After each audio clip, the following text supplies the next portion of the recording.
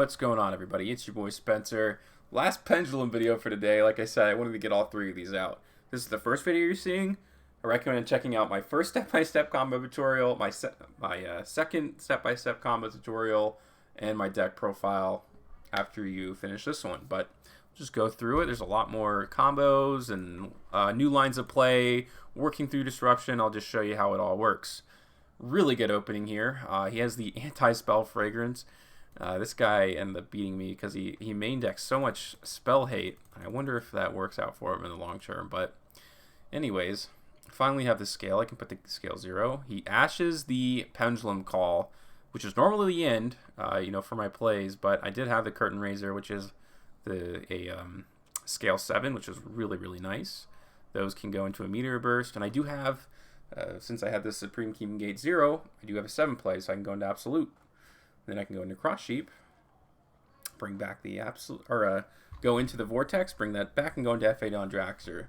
Not great. I mean, I've burned through all my resources, but it is 2 negates. Definitely don't want him to be going that much deeper into the deck, and we'll see what I can do about these last little 4 here. The Altered Ice Protocol comes down. I definitely want to try to negate the spoofing, because that way he'll go straight -2. He did have the Solemn Strike, which is fine, but if he has a multi-faker, I mean, I guess I'm kind of hoping that this is something that is bad against me, but it's just an anti-spell fragrance, and this would have been negated and destroyed, and would have top deck another protocol, so I would have been perfectly fine. And I think, yeah, would have been good. So that was a pretty decent little work through disruption there. He does have the Pankratops. We'll see where that ends up coming in. Another good play starter here. Pretty much the same as last time. This is kind of just perfect opening. Doesn't get much better than this. There's just so much that your opponent is going to be forced to try to work through. Because now I have the 2 scales that are always preferred. Plus a 3. I'm going to be able to, special summon whatever I want from the deck, which is probably going to be another 4. So the F.A. Don Draxter comes down, and if you just watch my step-by-step combo tutorial, you'll definitely understand where this stuff is coming from. If you don't, you can go check it out real quick.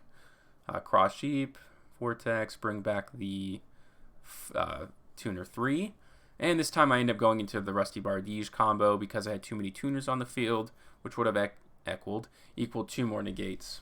So Obedience School definitely would have been negated, and I really wouldn't have anything else. Rescue Cat, I guess, but I would have negated it. I think this is probably one of the duels in our match here. Even though I've drawn the Supreme King Gate 0, it's not all that important. Like, right, I just need a tuner.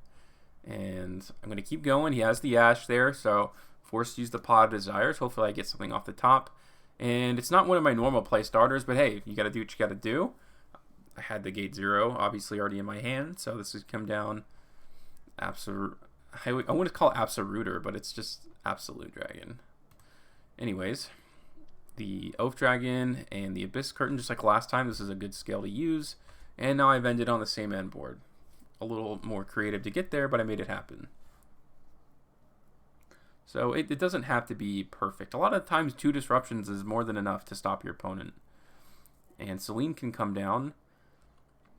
Bring back the Time Gazer. I go into attack. I thought I was going to be able to go into a Boral Sword. I don't know if it was like a mistake from the programming standpoint, but converted into 2 negates at the end of the day. He doesn't have anything to get past all of this, and that's the end of the duel.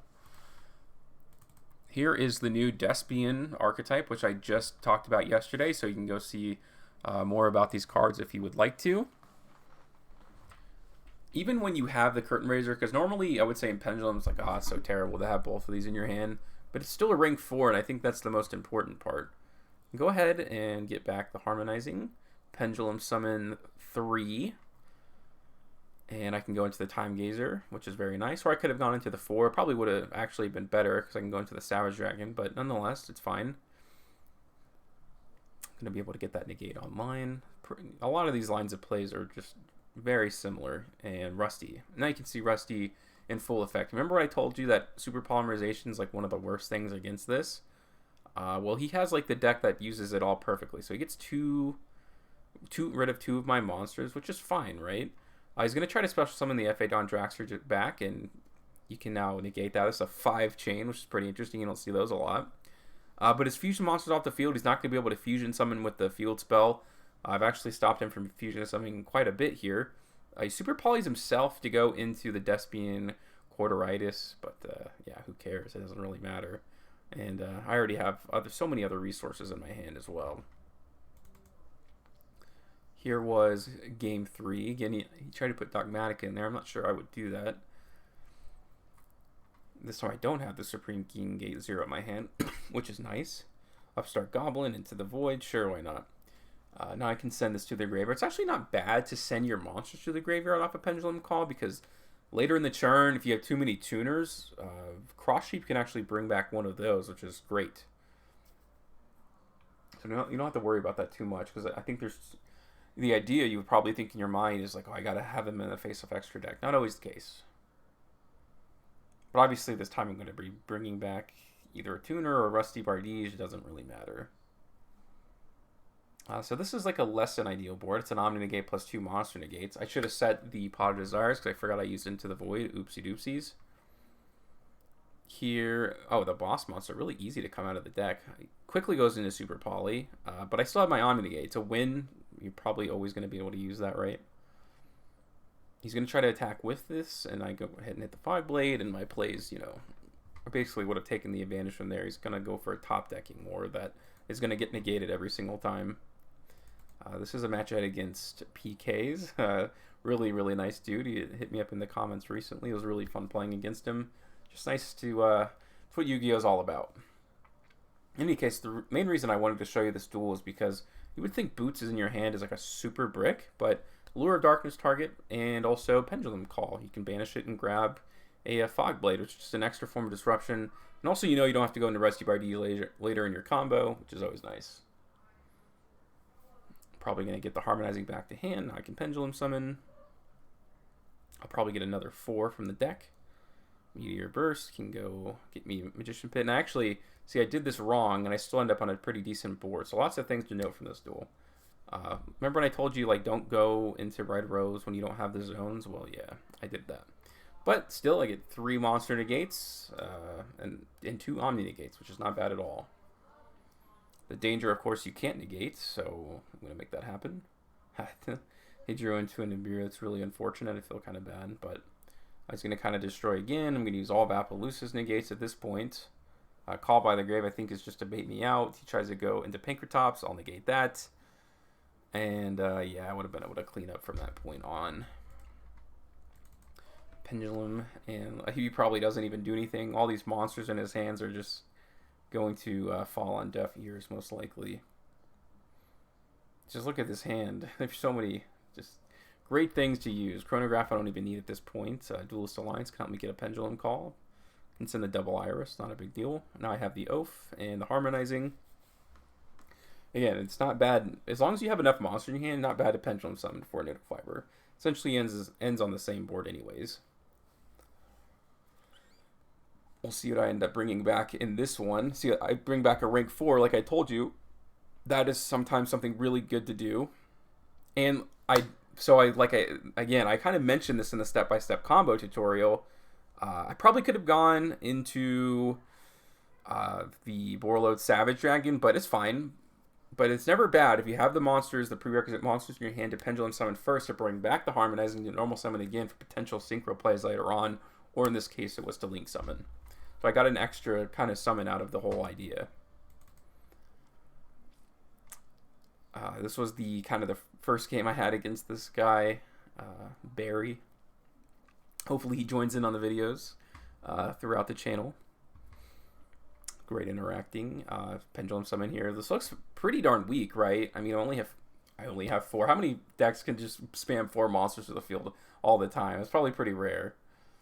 Now I can trigger both of those since I have so many zones open. Vortex is going to come down very soon. Let's see what I end up going here. I go for an Amphidawn Dragster, Selene. I do have the 3 spells in my graveyard. I can bring back the Dragon Pit. Doesn't really matter as long as it's a spellcaster. And I draw in the Fog Blade. So even when I don't have full combo, you end up having full combo anyways, right? That's kind of the unique thing about Pendulum Magicians that you will find as you play the deck. Just a couple more duels here. Yeah, This is a little bit of an awkward hand, but I do have the Pendulum Call, so it doesn't really matter in the end, right? I already have the 0 in my hand. Chronograph Sorcerer can get the Time Gazer from the deck. Pendulum Call can help me search a couple more. And since I have the low scale, I just had to search the high one. And now I can Pendulum Summon more. A little bit like the first one that I just had gone through here, but this time I just have one zone instead of two, which ends up being about the same. I might just have like one more negate on my Appaloosa. I think that's what it comes down to. Unless I go for the Rusty Bardiche combo, which it doesn't look like I do. Yeah. That's the only difference between that one and the last one. It's just one more material.